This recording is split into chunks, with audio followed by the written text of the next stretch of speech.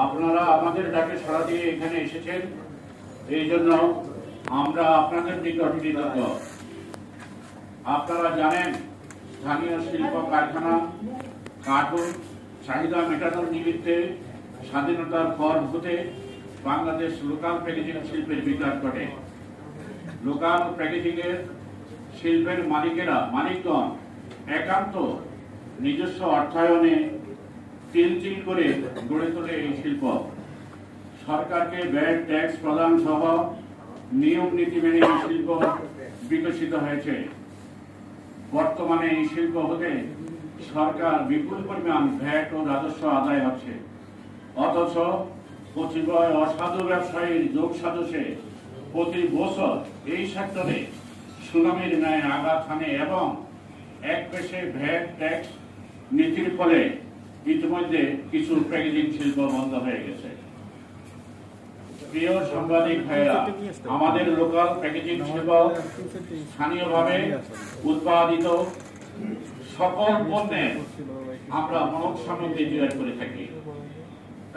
নিম্নে আপনাদের সদয় অবগতি ও কার্যক্রমের নিমিত্তে লোকাল প্যাকেজিং শিল্পের সমস্যা প্রতিকার প্রদত্ত হল। 1 নম্বর, প্রিয় সাংবাদিক ভাইরা, স্থানীয় পর্যায়ে সরবরাহের জন্য কার্টুন উৎপাদনকারী শিল্প প্রতিষ্ঠান একটি ক্রমবর্ধমান ক্ষুদ্র মাঝারি শিল্প খাত।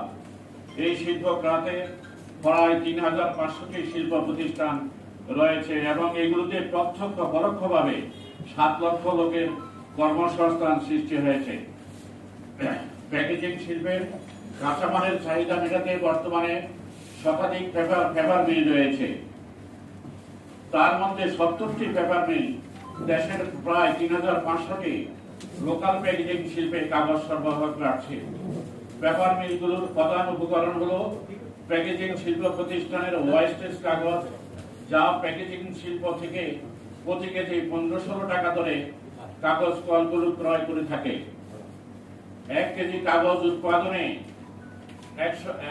1 কেজি 200 গ্রাম ওয়েস্টেজ কাগজ প্রয়োজন হয়, অথচ প্যাকেজিং শিল্প প্রতিষ্ঠানগুলোর কাগজ কলগুলো উৎপাদিত মিডিয়া কাগজ প্রতি কেজি 35 টাকা থেকে 40 টাকা দরে এবং উৎপাদিত লাইনার কাগজ প্রতি কেজি 42 থেকে 60 টাকা দরে আমাদের ক্রয় করতে হচ্ছে। পক্ষান্তরে 2-4টি মধ্যস্বত্বভোগী পেপার ট্রেডিং ব্যবসায়ী ও কাগজ কল মালিকদের যোগ সাজসে প্রায় সকল কাগজ কলকে অগ্রিম টাকা দিয়ে হাজার হাজার টন কাগজ মজুত করে সকাল বিকাল কাগজের মূল্য বৃদ্ধি করে ওই অনৈতিক মুনাফা লুটে নিচ্ছে। অত্যন্ত দুঃখজনক। আমার নিজেকে স্বাধীন দেশের নাগরিক মনে হয় না এখন। অত্যাচার জুলুম শেষ পর্যায়ে চলে গেছে। 1 কেজি কাগজের মূল্য 4 সপ্তাহের মধ্যে 50% বেড়ে গেছে। 16 টাকার কাগজ 26 টাকার কাগজ 40 টাকা 50 টাকা হচ্ছে, যেমনি ইচ্ছা লুটে নিচ্ছে। ভয়ঙ্কর বিষয় হলো উৎপাদিত প্যাকেজিং কাগজের উপর ভ্যাট 15% থেকে 5% করা হলেও ভ্যাট ছিল, এটার কোনো ভ্যাট ছিল না। আমরা 11 সালের দিকে আন্দোলন করে আমরা 15% ট্যারিফ সুবিধা নিল। তারা সরকার তাদেরকে ট্যারিফ সুবিধা দিল। কাগজের দাম হলো 30 টাকা, তারা ভ্যাট দিত 15 টাকার উপরে। ট্যারিফ সুবিধা তারা নিয়ে নিল। কিন্তু তারা এত ছোট্ট আমাদেরকে 2020-19-এ এসে সরকার থেকে তারা এটা 5% নামায় নিয়ে আসে এবং এই 5%ও তারা দেয় না। তারা 100 টন কাগজ যদি উৎপাদিত হয়, প্রতিদিন তারা 20 টনের উপরে 5% ভ্যাট দেয় আর 80 টন ভ্যাট ছাড়া বিক্রি করে। আর আমার প্যাকেজিং মালিকেরা যদি রিক্সা ভ্যানে করে মুদি দোকানের কাছে একটা ভ্যান নিয়ে যায়, ওকে রাস্তায় ধরে ঠোকাই মতো চিট করা হয়। কোন দেশে বাস করি ভাই আমরা? হ্যাঁ, আমরা বিচার চাই আপনাদের কাছে, আপনাদের মাধ্যমে বিচার চাই। তো এখন এর কারণে আপনার তারা এইভাবে ভয়ঙ্কর ভূমিকা পালন করছে। প্রিয় সাংবাদিক ভাইরা, কাগজ কলগুলোর কখনোই বিক্রয় মূল্যের উপর ব্যাট দেয়নি, ট্যারিফ সুবিধার উপরে আমি বলে গেলাম আপনাদেরকে। এমনকি প্রতিকূল অবস্থার মধ্যে লোকাল প্যাকেজিং শিল্পের সর্বশেষ সুজমায় আঘাত হানে 2019-20 সালে অর্থ বছরে ঘোষিত অসম ব্যাট ও ট্যাক্স নীতি। কাগজ কল প্রস্তুতকারী প্রতিষ্ঠান হওয়ার পরও তারা প্রস্তুতকারী প্রতিষ্ঠান, they are bound to give 15% back, but সরকার ওদেরকে 5% করে দিয়েছে। একটা পেপার মিল, আমরা পেপার মিলের পেপার মিলের র ম্যাটেরিয়াল আমরা সরবরাহ করি। আমাদের এই 3,500 ফ্যাক্টরি থেকে ওয়েস্টেজ নিয়ে 15 টাকা দরে নিয়ে আমাদের কাছে 55 টাকা বিক্রি করে, আর তারা হাইকোর্টে রিট করে যে ওই টোকারি কাগজ দিয়ে নাকি তারা কাগজ বানায়। সো মিথ্যাবাদী। আমাদের এখানে মানে যে জাতীয় রাজস্ব বসে আছে, এরাও এদের সাথে জড়িত। আমার 100 টন কাগজ বানাইয়া 80 টন ব্যাগ ফাঁকে দিয়া বিক্রি করে। এই দেশে কি কেউ নাই দেখা? আমাদের আপনাদের সবার শরীরে রক্ত চোষা পাইপলাইন লাগাই দেওয়া হয়েছে, অথচ আমাদের সকল সুযোগ সুবিধা বন্ধ করে দেওয়া হয়েছে। অমানবিক।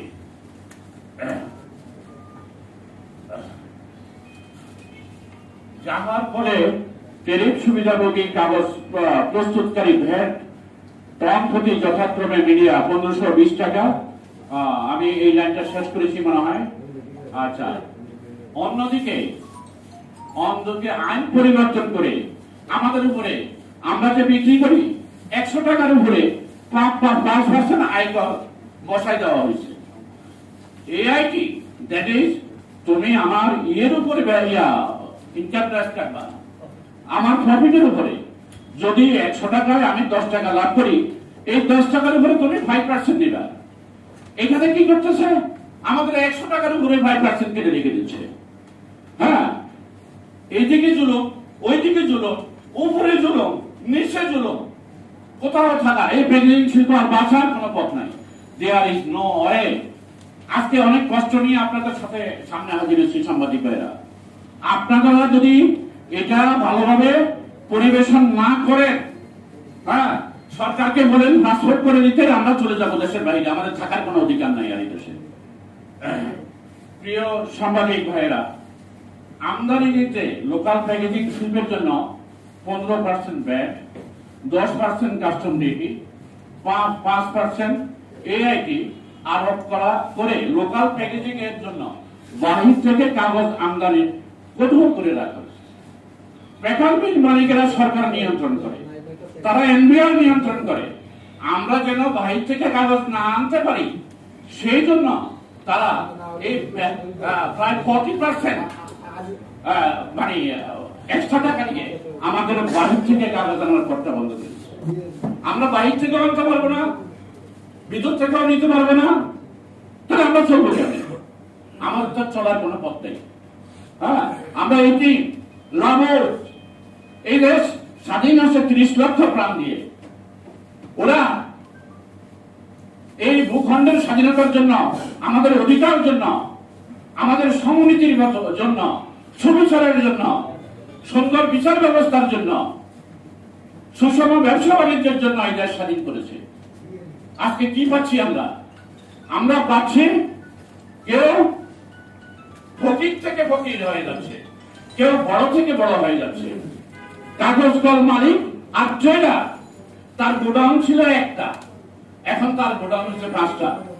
কাগজ কলের মালিক ছিল, তার মেশিন ছিল একটা, এখন হচ্ছে 10টা। আর আমাদের ব্যাংক লোন ছিল 50 লাখ টাকা, সেটা হয়ে গেছে এখন 5 কোটি টাকা গত 5 বছরে।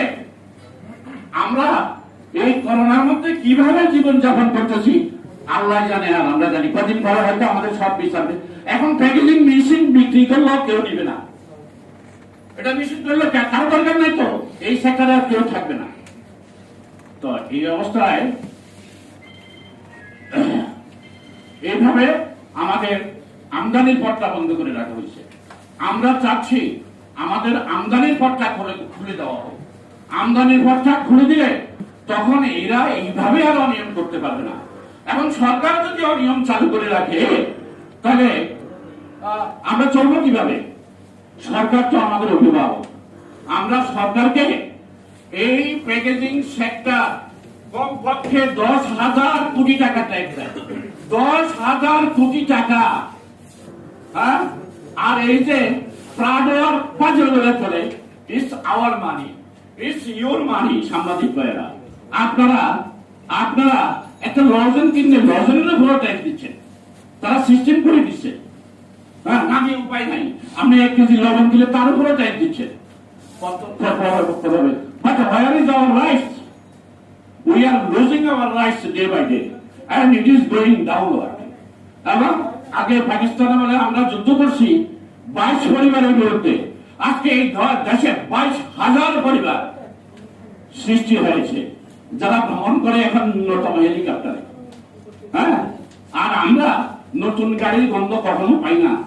ওই কার হাটে যাইয়া ভাঙ্গাচোরা একটা টোকাই যেন কোনোভাবে মাতুয়াইল থেকে আমরা যতদূর পর্যন্ত পৌঁছতে পারি।